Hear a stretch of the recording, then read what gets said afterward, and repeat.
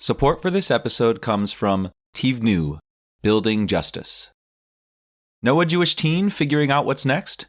For students ages 17 to 21, the Tivnu Gap Year offers hands-on internships for social change, adventures in the stunning Pacific Northwest, and friendships that last a lifetime. Participants live in a vibrant and inclusive Jewish home in Portland, Oregon. It's a year of adventure, impact, and connection. Visit tivnu.org, Tivnu.org. Applications are open now. Robust financial aid is available. This episode of Judaism Unbound is brought to you in partnership with the podcast All About Change. Change starts with listening. If you have a heart, activism is just a natural step into the next part of who you're going to be as a person. But how do you turn that feeling into meaningful action? Don't try to fight bad legislation. Write your own legislation. On All About Change, we talk to inspiring people about their purpose, what gives them hope and drives them to create change. So join us. Find stories that fuel your own journey. Listen to All About Change wherever you get your podcasts.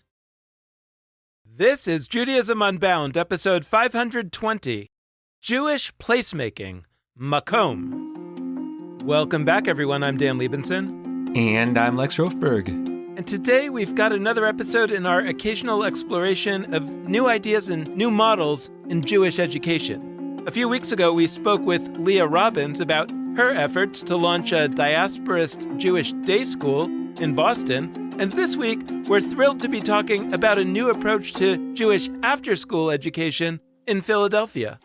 Our guest today is Beverly Socher-Lerner, the founder and executive director of Philadelphia's Makom community, which offers, in their words, daily high-quality Jewish education during after-school hours for children ages 4 through 18. We're going to dive deeper into questions about what Jewish education is meant to do in the world, beyond just making Jews Jewish. We also explore the notion of Jewish placemaking, a philosophy pioneered by Beverly Socher-Lerner that's foundational to Makom community. But before we dive in, Lex, what are this week's Judaism Unbouncements? Thanks, Lex. And now, here's a bit more about our guest today, Beverly Socher-Lerner. As founder and executive director of Makom community, Beverly Socher-Lerner is driven to build communal Jewish learning spaces grounded in the belief that people can make endless meaning from exploring Jewish wisdom and bringing it into our lives in creative ways. After running congregational schools in Maryland and New Jersey, working at Barak Hebrew Academy, and leading Makom community, Beverly Socher-Lerner has developed over 100 curricula for learners of all ages. They're currently working to bring Makom's pedagogy, Jewish placemaking, to communities all around the country. Beverly Socher-Lerner received a BA in Jewish Studies from the University of Maryland and then received an MS.Ed from the University of Pennsylvania in Jewish education. They were a fellow at Yeshivat Hadar, a Shalom Hartman Created Equal Fellow, and a graduate of the Mandel Foundation's Education Leadership Program. They received the Covenant Foundation Pomegranate Prize, which is given to up-and-coming Jewish educators of great promise. We're so excited to dive into this conversation about how Jewish education can work and should work, and in this case, does work. So, Beverly Socher-Lerner, welcome to Judaism Unbound. It's so great to have you. Thank you so much for having me. I'm really excited to be here. Well, as I'm reflecting on this conversation, it hasn't started yet, but as I'm reflecting on what it's going to be, it occurs to me that Lex and I have some standard questions that we like to ask. Lex has questions about names. I think I have a kind of a standard question these days, which is essentially, if your organization, your work is a solution to a problem, what is the problem that your work is a solution to? Thank you so much for asking that. That's an exciting place to start. We know that lots of young adults who are entering parenting are coming from experiences of Jewish communal life that are based on human-centered design. They were involved in Birthright Israel experiences and Hillel experiences that were really designed for that exact moment in their lives and to meet them right where they are. And then suddenly, people have children, and in order to pursue a Jewish education for them, are asked to fit into somebody else's mold. And I think our systems communally for supporting people raising Jewish children have not quite caught up and are asking people to code switch away from a human-centered design model that meets them exactly where they are to come in, be part of our program, enroll in our thing, do what we have always done. And what we have always done is the exact opposite of human-centered design. That's about people serving an institution, not an institution serving people. And what Jewish placemaking and what Makom community does is smooths that path for parents looking to engage in Jewish community as they raise their children and provide experiences that are really designed for the ages and stages of parenting and of child rearing that they're at. So, for example, I think of one family in particular where the parents both grew up in families that were somewhat involved in their synagogues. They were involved tangentially in Hillel in college, found 20s and 30s organizations post-college, and then went to have kids. It was not clear to them how to access Jewish community in a way that fit in with the way the rest of their life was designed. So when they found out about Makom community, picking their child up from school every day, providing a Jewish education that their kid comes home gushing about, it's really a sweet thing to see what a human-centered design approach can do for Jewish education. And it means also being thoughtful about how could we even know that we're doing this really important job of Jewish education well. There has to be more to Jewish education than how many children are enrolled, how many tushis do we have in chairs, and are the kids happy, right? Kids and parents, especially of this generation, have incredible noses for what feels like a worthwhile place to invest their time and energy and what doesn't. Children and parents want a meaningful experience of Jewish education, want empathetic connections to Jewish wisdom, and then that leaves them in a position where their experiences of Jewish education provide for them a sense of access. And then at the end of the day, they want to stay involved and they want to continue to build their involvement. So first of all, I want to say that I'm fascinated by the framing of user-centered design in a world where the parents of young children today are coming from a set of Jewish experiences that have been designed in a different way. That's a really fascinating framing that I hadn't thought about before. I think the community more broadly thinks about that period of young adulthood as a bridge, right? For years, for decades now, people have said, what a disaster, right? We have all these things up to Bar Mitzvah and maybe Hillel. Yep. And on the other end, we have synagogues for families that are older. And there's 10 or 20 years in between that there's nothing. And so out of that recognition came all these programs, some of which you mentioned, Birthright, Moishe House, One Table, et cetera, et cetera. Absolutely. Right? And I think that a lot of people still think of those as just like, those are bridging programs that imagine that we're going to bridge, the old thing on the one end and the old thing on the other end. Yeah. And to recognize that it doesn't really make sense is fascinating. So happy to pursue that more deeply. What I want to ask about also, though, is that when we think about user-centered design, a lot of times the framing is we really have to be driven by what the people want. And in a way, it can sound kind of pull-driven. It's like, that's not leadership. We're going to give the people what they want. And very consumerist. I think that's another common pushback. Yeah, but I think that, I'm really interested in, and I mean, it also comes from the business thinking world, but the thought of Clayton Christensen and the idea that he has of this jobs to be done idea, where he basically says, imagine your customer as someone who has a job opening in their life. And so the first step is to understand what the job opening is. And that, I think, in many ways is user-centered design, is understanding what are the needs of the user. But then the second question is, can I do that job, right? Should I apply for that job? I mean, I don't apply for every job that's open. And I generally understand that I'm good at some things and not good at other things. Now, if I really wanted to do a certain thing and I'm not very good at it, then I should train myself in various ways. But I guess my question is, what do you think the Judaism is, or is there a take that Makom has on what is the Judaism that we're trying to connect people to via user-centered design?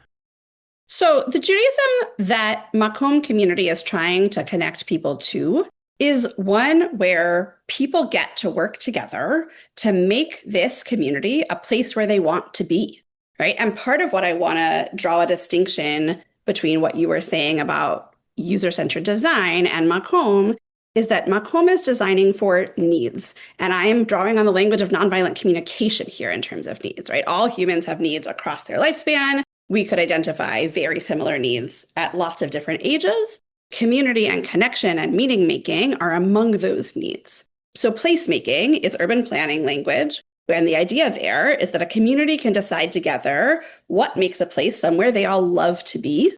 So Jewish placemaking is a pedagogy and a theory of practice and learning and community building that meets 21st century families where they are in order to create deep and broad access to Jewish life. Speaking of place, though, it's probably worth taking a second to detour to explain why we call this place Makom.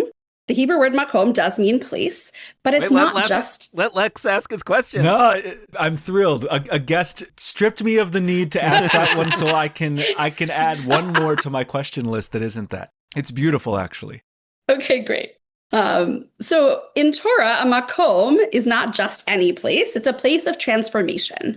And so we aspire for Makom community to be a place where educators and kids and their grown-ups transform into who we're meant to be. So in Torah, that's Moses standing at the burning bush is at a Makom where he receives this call. It's Jacob becoming Israel by the banks of the river. It's, again, Jacob seeing the angels going up and down the ladder. And each one of those are moments where people's destiny is defined. And the kind of Judaism that folks are experiencing at Makom happens when we're growing self-confidence, when we're empowering all of our learners. And when I say that, I mean the teachers in the classrooms, the parents, and the children. And not just those with the second half of your last name, which is Lerner. Correct. Yes, the number of times I've walked into a room of children and introduced myself, and kids say, "Your last name's Lerner and you're a teacher." And I get to go, "Oh, I've never heard that one before." It's perfect. It never gets old. I love it. And I come from a long line of teachers, and I'm actually very proud of that. So I feel very connected to that part of my name. So for us, the kind of Jewish community that we're creating is really defined by the self-confidence that our learners come through our community with, that they see themselves as leaders and as builders of community. They engage with Judaism in ways that are deeply empathetic. They're using critical thinking to uncover hidden dynamics, right? And they see all of our collected Jewish wisdom as timeless and timely and relevant and very much about the challenges, the ways that the challenges in our life now are related to the challenges that our ancestors have encountered and overcome for so many generations. We're building an experience and an encounter of Jewish wisdom that's rigorous and where access deeply underpins everything we're doing. And we see that access in particular with the population that we serve at Makom. Because interestingly, 70% of our families are not otherwise in conversation with Jewish community and connection with Jewish community, and haven't been for a decade or more. Not Passover Seder, not holiday services, not connected. And of course, as you can imagine, there are stories and bumps and bruises there. And that's really who I thought I was designing Makom for 12 years ago. And 30% of our families I lovingly call super participants in the Jewish community. They are every Shabbat synagogue goers across the denominations, and they chose between Makom and day school for the rigor that we bring Jewish education in our everyday program. So I'm really interested in pursuing a number of pieces here. I mean, one, the word Makom is very important for me. So I'm cheating. I'm like getting in a version of my name question. I've mentioned on the podcast before that this is going to seem very unrelated, but I play piano at the airport once a week on Tuesday nights, very late, as people are landing in baggage claim. Cool. And I have a quote on my people leave tips, and I have a little thing for folks who want to tip on Venmo. And on my little placard with the QR code, I have a Hebrew quote below it. I actually don't have it in English. It's like kind of just for me as a reminder. And the Hebrew quote is, Yesh yud he vav he b'makom hazeh v'anochi lo yadati. There's a lot of ways we could translate it, but there is God, there is divinity in this place, and I didn't know it. And I'm using it in the context of a baggage claim because it's like the spot of all human spots, maybe the DMV. Like it's one of the spots we would put on a list of like stereotypically not elevated, not holy places, spaces, makomot. I live a lot of my life around the presumption that holy space is something we make. And what I mean by that is holy space is not an adjective that describes a certain set of spaces, like, oh, we can look at these longitude and latitudes, these buildings, these places, and say, yes, those are like delineated holders of sacred space. They're churches, synagogues, mosques. They're places that people make pilgrimage to. They're whatever we want to say. No, like for me, it's something we actively create. And so I'm really interested in vibing with you more about what that word means, because you have thought so much about placemakers. What is a Jewish placemaker? I mean, that's a principle that you alluded to already, but that is really pivotal to your work, and it's why your name is a Hebrew word related to place or space. Like, what does it mean to foster Jewish placemakers? Like, if I were trying to be one, which I think I am in the world, as an adult or a child, what would it mean for me to pursue that? Love. When I think of the ways that kids are engaged in Jewish placemaking, and it's worth making a distinction that placemaking is an urban planning process that I did not invent, and that Jewish placemaking is me layering on top of that idea. The question, what might happen when we take Torah and take our serious Torah learning and layer it on top of this urban planning idea of placemaking? Right? What happens when Torah is our guide in building the shared communal spaces that we all need, and that are responsive to our needs? So one story that comes to mind, and a way that was a really beautiful moment when kids did this at Makom, we were studying Kohelet, Ecclesiastes, a number of years ago. A time to this and a time to that, and a time for peace and a time for war. And this group of kids, we had a classroom set up where there was one particularly good cozy nook in our kindergarten classroom. And our third and fourth graders, if they wanted to take a break in it, had to walk through 2 other classrooms to get to that particularly good cozy nook if they needed a quiet minute. And the third and fourth graders came to us teachers and said, we need a cozy nook in our classroom. It's time for us to have one. And it was such a clear expression. You're teaching the children to unionize too. This is so wonderful. I'm not mad about that either. I love it. So they got together and they framed it in the context of our learning. And we brainstormed with them, what supplies do you need that we already have? What supplies do you need that we might need to purchase or buy nothing? And how might we frame our expectations for meeting this need and for this shared space in the context of the Torah we've been studying? And that's exactly what they did. They used the language of Ecclesiastes that we have been studying to create shared expectations for how they would use and share that cozy space in their classroom that they decided was only for 2 kids at a time. And how would they take turns? And how would you know when you needed to go in? And how would you communicate if you were getting up to go to the bathroom but wanted to come back? And how might a teacher let you know, hey, sweet child, you actually need to take some space and settle in a little bit? And it was pretty incredible to see the kind of access to the Torah learning that came out of that, the ways that deeply connected kids to the Jewish wisdom we were encountering, the ways that let them empathize with each other, and the ways that at the end of it, they were so proud. There was the kind of self-confidence that emerges in a child when they can take agency in that way and be empowered to identify their needs, meet their needs in collaboration with supportive adults was really incredible. And I love when things like that happen, and they happen pretty frequently. That's really wonderful. A pun came to me as you were saying that. You were talking about Kohelet, Ecclesiastes, and this doesn't actually work in Hebrew, but for an English speaker, maybe we can stretch it. What do you do to make a sacred space? You kohel it, which is to say the verb, like kohel is like a root that you could hear as community. Yeah, kahilah. You community it, which I don't know. Listeners, do with that what you will, including grown. But, and Dan's sitting there as like a fluent Hebrew speaker, like, Lex, you're stretching so many roots and so many things. It's just like, no, I'm all for it. I believe that's what the rabbis always did. So exactly. But so I want to keep going now with Dan's jobs to be done piece. And this is where I think I can hold the role of cynic a little. I look out at Jewish education broadly defined, and I really do mean it broadly. I don't just mean it as day schools. I don't just mean it as synagogue Sunday schools. I mean it. I'm including experiential education, all sorts of different kinds of Jewish education. If we had to play the game of what job or jobs does that ecosystem do for many people, I think the accurate descriptive answer that I don't like very much, but that I think is operating for a lot of people, is that it sort of keeps Jews Jewish, and I'm going to use like a double negative, it stops them from not being Jewish.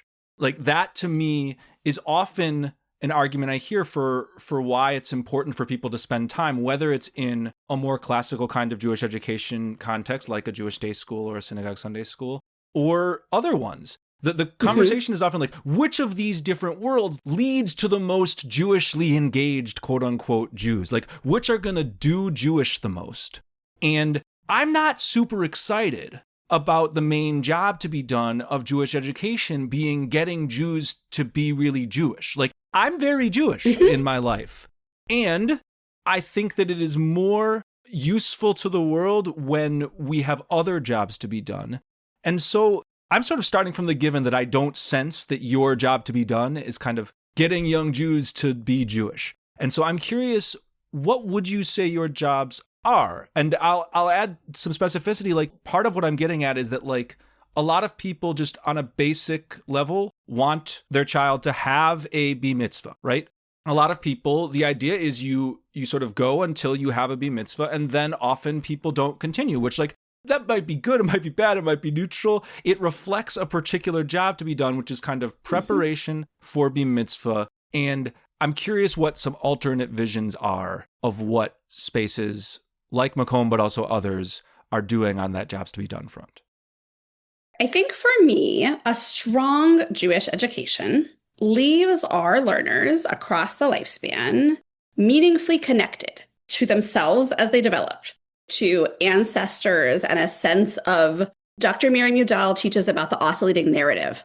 We are more able to thrive when we can see a history where there were hard times and there were good times and there were hard times and there were good times. And that goes back and forth. And when we have hard times, we're more able to expect that good will follow. And we have good times, we are able to set ourselves up not to be devastated when difficulty follows. Right? So I think we do our job well as Jewish educators and as builders of Jewish community when people are meaningfully connected to self, to past, to future, when people have a sense of agency and a sense that they can make happen what they need to make happen in this world.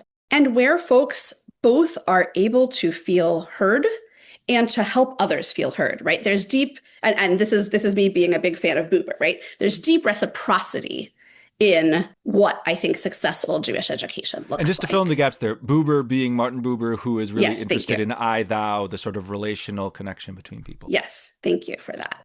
A lot of what we are doing is, we like to describe it as a third path. In some ways, it looks like camp. It's integrated into the holidays and the year-round and the schedule. And we have the rigor that you are more used to seeing in a Jewish day school context. And we're door number 3 that accesses both of those pieces in a part-time schedule. And practically, that means we're doing 2 different things. We're running a 5-day-a-week part-time Jewish education experience where kids go to public school, private school, charter school, whatever, and then us after. But then the other side of that is that we are every day learning from what works and what doesn't in our learning lab 5 days a week, and sharing that with educators all over North America in a growing network of Jewish placemaking educators. It strikes me that there are at least 2 levels for that to operate on. One is the content, the material, the what is the pedagogy, what is the way that we look at particular Jewish materials. And the other is very practical. It's like, how do we get people from school to this place? I'm really interested in both. I don't know if it makes sense to talk about them together or separately. One of the questions that I have in mind on the kind of the practical side is, if the world were to be full of this kind of Jewish education, what would need to change? And just as an example, it feels like the way that Jewish education is currently offered, at least during the school year, right, is either through day schools or through afternoon synagogue Hebrew schools, which are operated by every individual synagogue is kind of operating their own. And it's just hard to do that with a certain level of pedagogical focus because you're trying to find teachers to teach the classes. You know, it's not, whereas It seems like some of what makes day schools successful is that they are really just doing one thing, and they're often the only one in at least a certain geography that's doing that thing. And so they can do it with a level of excellence that, as much as you would want to, I think it's really hard for synagogues to figure out how to do that well. So I guess I'm curious just about your sense of what the landscape of Jewish education could look like if it were as you wish it would be. Right. I mean, and I think that's a lot of where we are looking to focus our energy and our effort and our national work at this point is that 11 years into running a learning lab in Philadelphia, I'm really proud of the learning that's happening every day in our learning lab and what we've seen in the last 5 years of sharing our pedagogy with folks through PJ Library, through Foundation for Jewish Camp, through various education conferences, really is that you hit the nail on the head, Dan, when you were talking about talent, right? There is a real talent issue.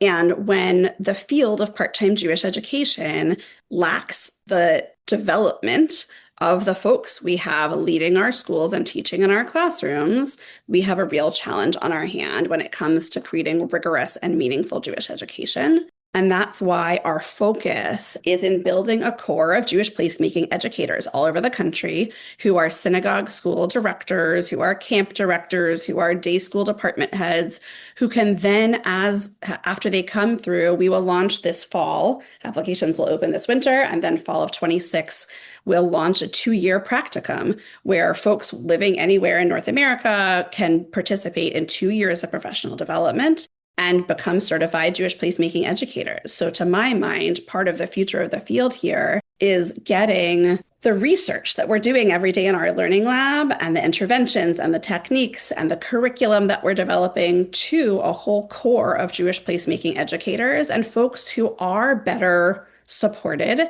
Teachers are at the core of how all of this happens. And if we can support our teachers better, we can reasonably expect to have a very different classroom and communal experience of Jewish education. Yeah. So I don't know if this is zoom out or zoom in. It's zooming in a direction. Let's zoom. I don't know.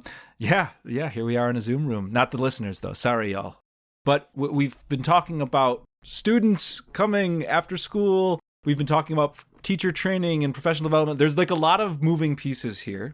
And whether it's zooming in or zooming out, I'd love a little bit of just what is Makom in a, like, what are the, I don't know if it's the legs of the table, I don't know, whatever metaphor you want to use, like what set of programmatic offerings and trainings and doings in the world is Makom? So that's where I'm going to be going. But I want to bring into it a thread that feels important, which is for those who might have clicked on this episode and then like gone to your website as they're listening.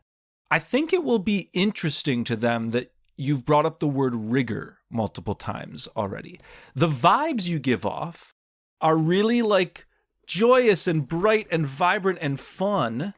Yes, that and too. I want to bring in, and I want to say specifically, we live in a world that likes to pose rigorous as kind of antithetical to deeply fun and bright, like whether it's, we could look at like pop culture, like all the movies that are seen as the best movies tend to be the more serious ones. If they're too fun, then somehow they're more trivial. And so in my what is Makom question, coloring that with a clarity from your site that like clearly you're intermingling some things that the rest of the world likes to try and keep separate, which is like a love of having a good time and experimentation. And you're using words like laboratory and also like 2-year practicum. So help us sort through this. What is the joy laboratory / rigorous experimental education that is Makom? Beautiful. I think, and perhaps in some ways, this is my perspective as a queer Jewish educator, that I find the labels and the limitations that other folks see are sometimes inscrutable to me. I don't see tension between joy and rigor. I have very clear memories of my own childhood in a Jewish community that really embraced me and taught me leadership, and I have so much gratitude for. And I did not experience rigor in my childhood Jewish education, and it was a limiting factor in maintaining my engagement and maintaining engagement for so many people who I saw around me. And especially for this wildly overprogrammed generation of Gen Alpha kids, if what we are offering them does not feel worth their time, they will tell their parents, and their parents will make a different plan. Every classroom teacher is noticing regularly what's working, what's not working, what interests their learners, what's not interesting their learners, right? We have to learn as much from our successes as from our failures. And it means we've had and learned from some wrong turns over the years. We had a second location for a couple of years, and we realized that the operationals of that were more costly than beneficial. We had teachers telling us, I feel like there's a flagship and I'm at the other location and I'm not getting the resources and support I need. And we saw it in the learning, and we felt a responsibility to find a location that was bigger and more central and go back to having one site to maintain both the joy and the rigor that are so core to what a Makom experience is. And then that also left us with a real feeling of responsibility to share what we're learning and where we're successful and where we're not. So we have 4 research questions a year. And we continue to develop through each of those quarterly research questions what Jewish placemaking is and what a whole array of interventions are that support Jewish placemaking. We have a research question that's around planning and building skills for emotional regulation, which we're in the midst of right now. It's perfect for this winter season. It's often a time of year that young learners struggle to regulate through the schedule changes and the special performances and all of the excitement of winter seasons. We have another one coming up this spring about text study and the ways that it can support perspective-taking skills. I think it's easy for us to see the ways that in this moment in the world, we would all benefit from building our skills around being able to see a text or see a moment in history or see an experience from an array of perspectives. And then we're also building projects related to text study in ways that help learners reflect on seeing their own growth. Right. One of my goals as a parent and as an educator is to only ever have the youth around me hear, look what you did, in that tone of voice. Can we actually, I forget what Lex said before, if it's zooming in, zooming out, but can we really get into the Jewish content itself at Makom? Like what happens and on 2 levels. I'm curious, like just what it's like to experience Judaism through Makom. And then also, are you driven to an extent by a vision of the child after they finished being a child and how their experience with Makom would make them a different kind of adult? So the experience of Judaism at Makom, when our youngest learners get to Makom community every afternoon, they start out the day with tefillah, prayer, music, and movement. And we start every day with highlights of Shabbat morning tefillah. Our young learners developmentally don't have such a sense of time anyway, and we feel that Shabbat morning tefillah is an important place to access Jewish life. So we want to make sure they're really comfortable with Shabbat tefillah. What's beautiful to me about the ways that Makom does not look and feel like school is that when our youngest learners, our K-2 kids, start the day with tefillah, prayer, music, and movement, they are engaging in a whole array of ways. Some of them are sitting at tables, eating snack because they couldn't manage to both walk to Makom from their schools and eat at the same time because they're little. Some of them are on a giant circle rainbow rug, curled up in blankets, listening, singing along, entirely horizontal, laying down on the carpet. Some of them are jumping, dancing, wiggling like it's a mosh pit. And it is fascinating to me to see so many different ways to engage with Jewish prayer all in one room where everybody's needs can be met, right? The eaters get to eat, the dancers get to dance, and the observers and absorbers get to do that. Older kids have a quite different experience of tefillah, though they're still deeply engaging with Shabbat morning tefillah. When they do that, it's not the very first thing in their day. It's a little later in the afternoon. We use an incredible Siddur called Siddur 8 Ratzon that was published by a math professor in Central Jersey. Part of what I love about it is the commentary in it. Part of what I love about it is that it's fully transliterated. Our learners do not get to use transliteration unless there are learning needs that require it. However, for access of Makom parents, I really like having our Siddurim fully transliterated. So what our youth learners do is they take Post-it notes and they cover up the transliteration. And on those Post-it notes go their summaries of the tefillah, their questions about the tefillah, definitions of key words in the tefillah, doodles that represent their thinking about the tefillah. And that's a pretty incredible part of how kids engage with tefillah.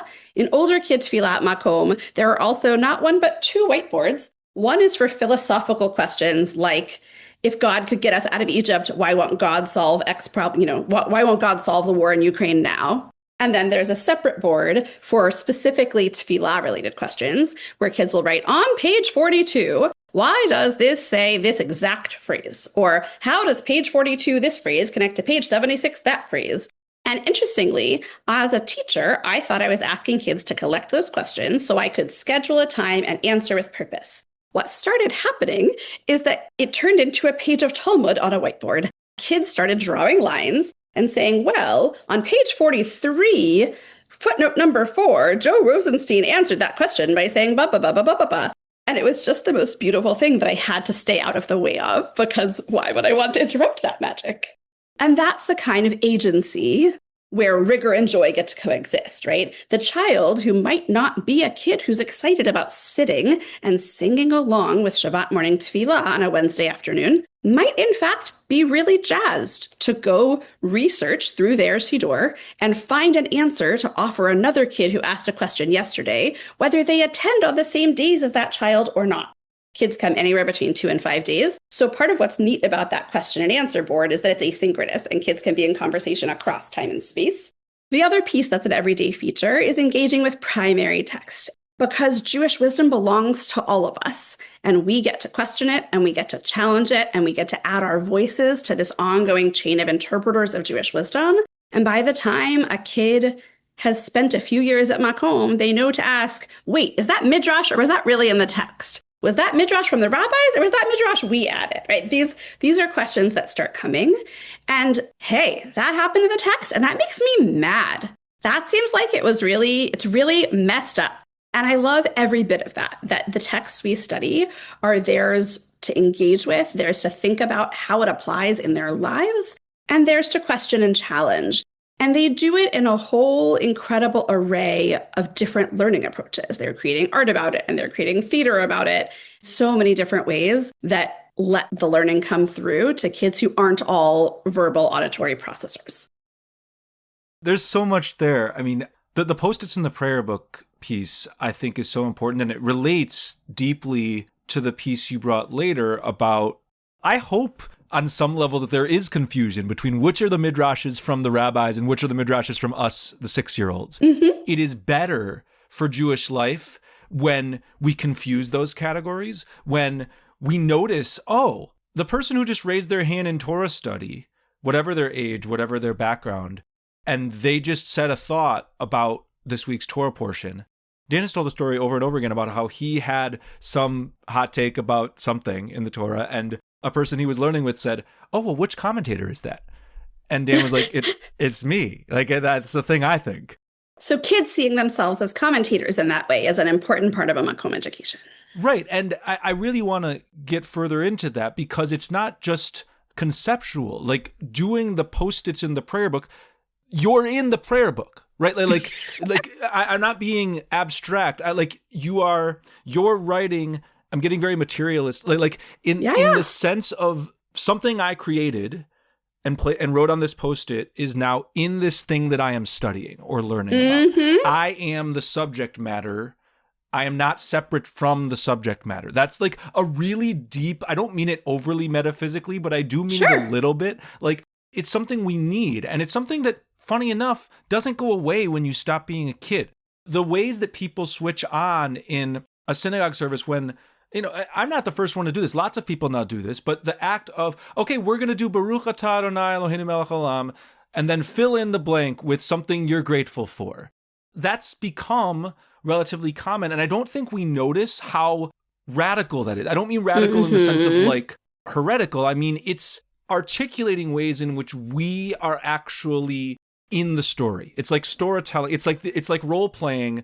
Right. And I think that that's such a core piece of Jewish experience and Jewish education and human experience that we mostly don't get.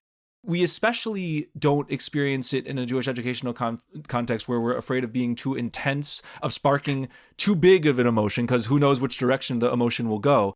Right. So I guess I'm not really asking for more examples about that. Right. But given that you do a lot of this more directly than I do, I'm curious if you can bring some language beyond just a Jewish educational setting, after school, etc., why we need to find ourselves in Jewish narrative and Jewish story.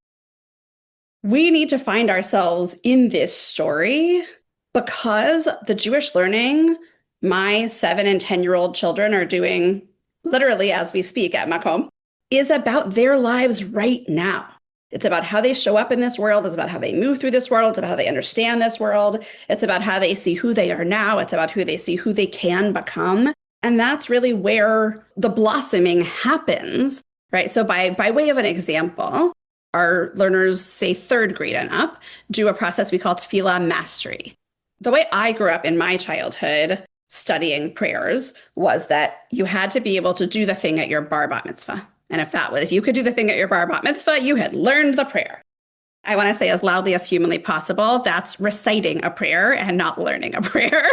To have mastered a prayer, we expect our learners to be able to offer a meaningful summary of the prayer, ask 3 juicy questions about them, and have a meaningful conversation with an educator or a peer about those juicy questions, identify an important Hebrew word, translate it, and provide its root, and do all of the musical and choreographic elements of leading it in a service.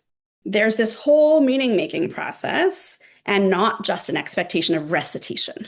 And sure, there are benefits to that in adulthood, but I'm not driven by adulthood. I'm driven by kids seeing that it's relevant right now, because in my mind as an educator, the best case I can make for Judaism being relevant in adulthood is for Judaism to be relevant right now. I don't see any reason to wait. Yeah, so my question there is then maybe we shouldn't be calling it education, right? Maybe we should just be calling it Jewish living for kids. I love because, that. in a way, it's connected to that point that I picked up on earlier, which is that people imagined that this period of young adulthood was a bridge from what we know to what we know. But it turns out that once you start doing the bridge in a design-centered way, human-centered design kind of way, then those people are going to expect their adulthood to be done in a human design-centered way. And if it's not offered that way, you didn't actually successfully bridge the two. They're Correct. just ending a little bit later, right? So, I think a lot of us think about education as a kind of a bridge. It's a bridge between birth, when you know nothing, putting aside the various midrashes where, you've forgotten everything that you knew, right? But a bridge between, birth and adulthood. And education is the thing that gets you ready to be an adult. As opposed to, and I don't, this is intriguing, the idea that, no, it's all just living.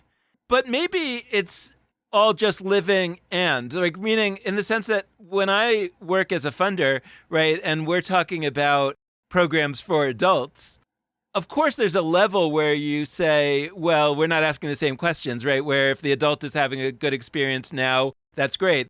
Isn't that what we're aiming at? But actually, I always ask the what next question too, even for adults, right? And you say, well, what is this setting up for in the next steps? Not because it's bridging, but because we're all growing all the time, right? That's what life is, growth. And so if this thing is not helping me grow, then I don't know if it's that great. And so it's interesting that we conceptualize education, or what we call education, as a combination of living for the sake of the now and growing for the sake of the later.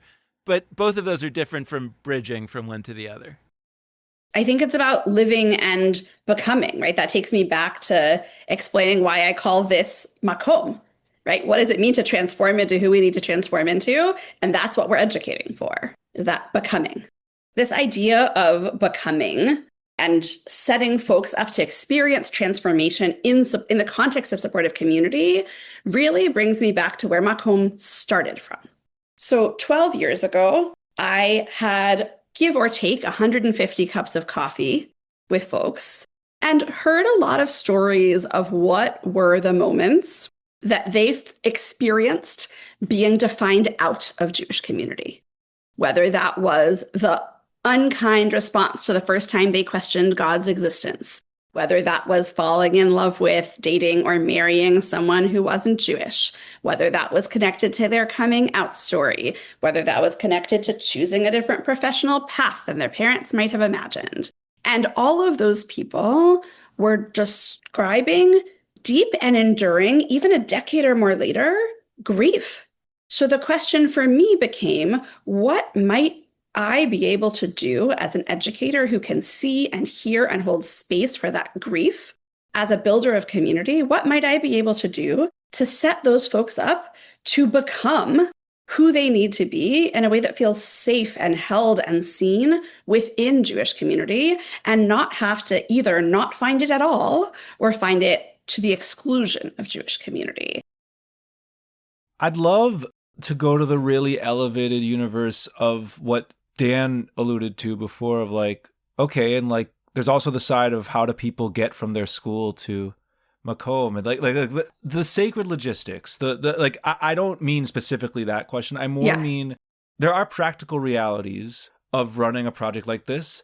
And I think in a world where not everybody has a Makom in their life, people, it's not like easily legible. Like people, whether they do or not, people think they know what a school is, right? Like, and they think they know what a synagogue is.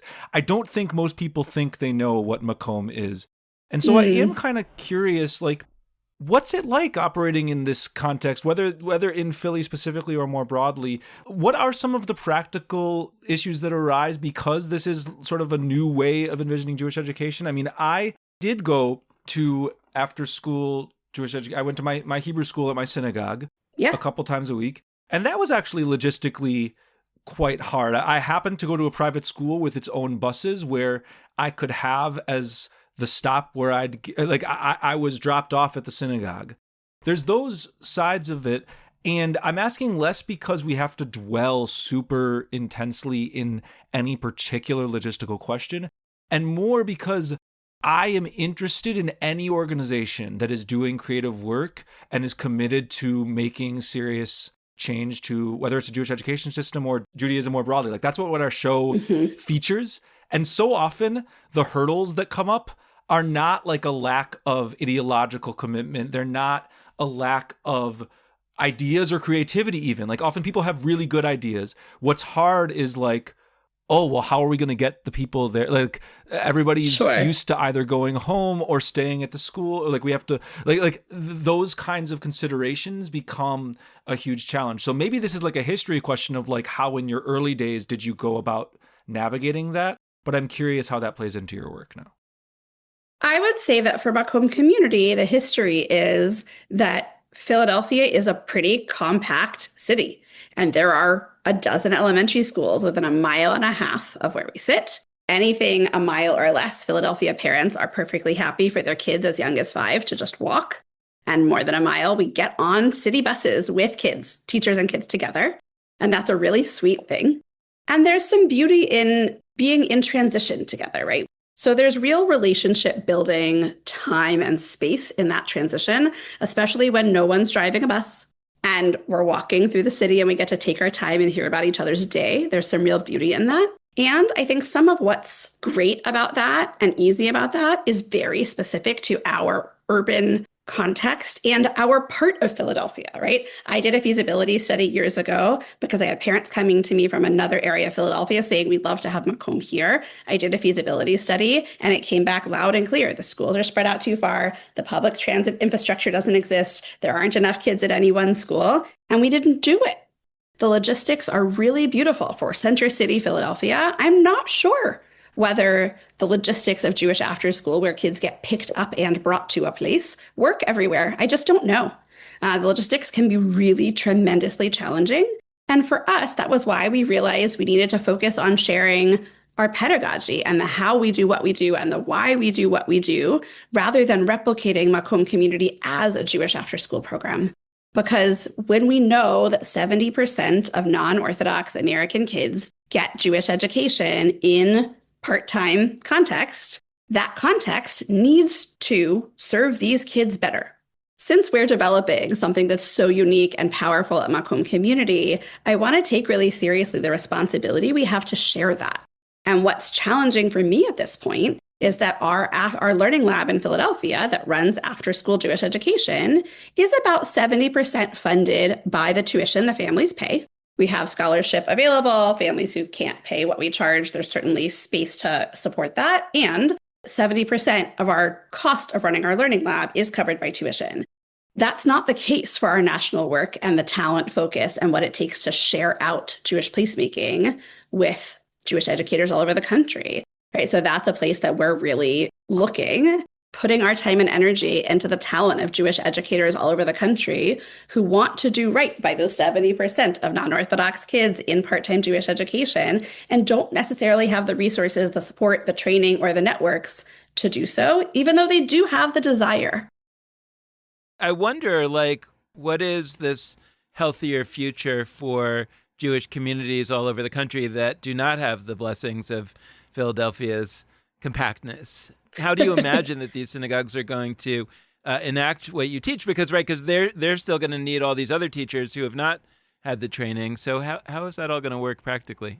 Right. So practically, what that means is that Jewish educators who come through Makom Community's practicum spend 2 years learning with us. The first year is primarily seminars and coaching and them learning Jewish placemaking themselves. The second year of that practicum is more geared toward implementation and teaching their team, myself or one of our Jewish placemaking residents who are also certified Jewish placemaking educators, going out and teaching professional development to their whole staff team.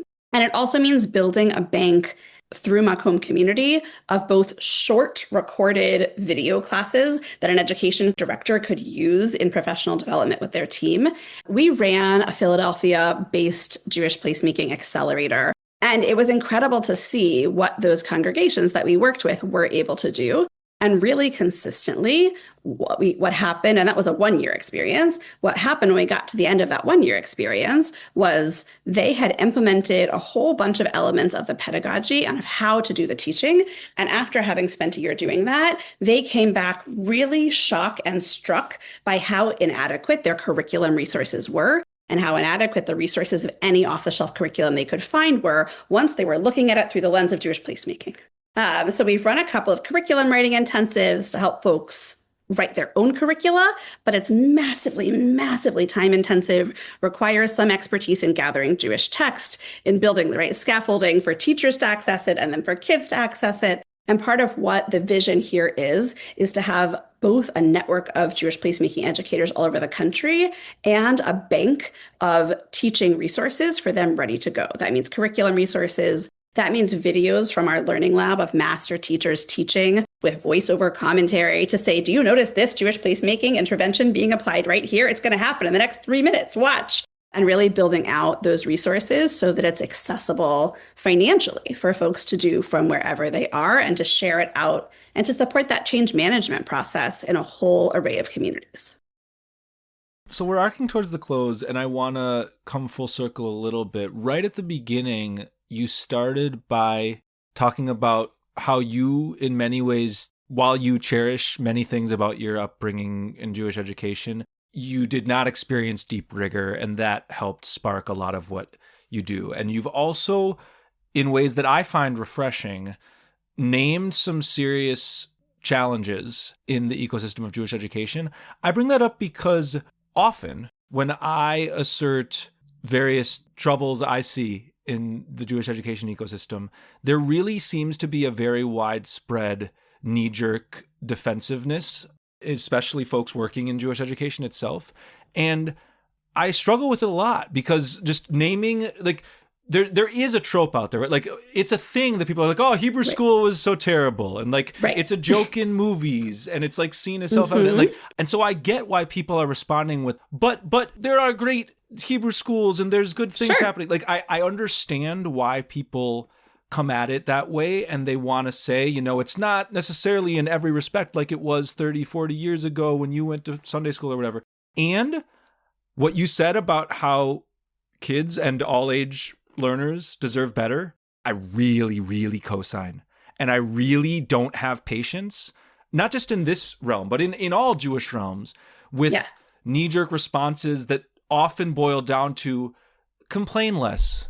They're trying their best. We're trying our best. And I know people are trying their best. I've been a Sunday school teacher. I've wandered to many different kinds of Sunday schools. I've spent time to a smaller degree in Jewish day schools. I've spent time as a camp counselor at a Jewish summer. Like, I'm familiar with different arms of this apparatus. And I really feel like we need to collectively agree that where we're at right now ain't great. Because I don't think that we're collectively, and I'm saying we, I'm not just shitting on other people, like we aren't nailing it. And so I'm refreshed by the fact that you brought that very candidly throughout this conversation. And I guess I'm kind of calling as we close for a little more, but also maybe a rallying cry, maybe a positively inflected way in which we might have some seeds for a brighter future, drawing on your methodology, sir, but also other things that you're spotting in Jewish education right now. So from the perspective of Jewish placemaking, the answer to this is to dig in on the iterative, cyclical process of Jewish placemaking, right? Where we notice a question that we don't know how to answer or don't know how to approach in our lives. How do we face all of the suffering and all of the terrible things happening in the world? Just to choose a light example. Then we look to Jewish texts that actually have a tremendous amount to say about it. And in exploring those Jewish texts, find some things that resonate, find some things that frustrate, find some things that challenge us, find some things that motivate us, and new questions emerge. And we take those new questions, we add our commentaries, and we take those new questions back to the text, and round we go again. In a world where we can admit Jewish education across the board has plenty of room to do better, we can throw up our hands and say, we did our best. We can dig in, nose to the grindstone, and say, do better, do better, do better, without slowing down enough to know what do better means or to take seriously the cost on our people of a constant do better, do better.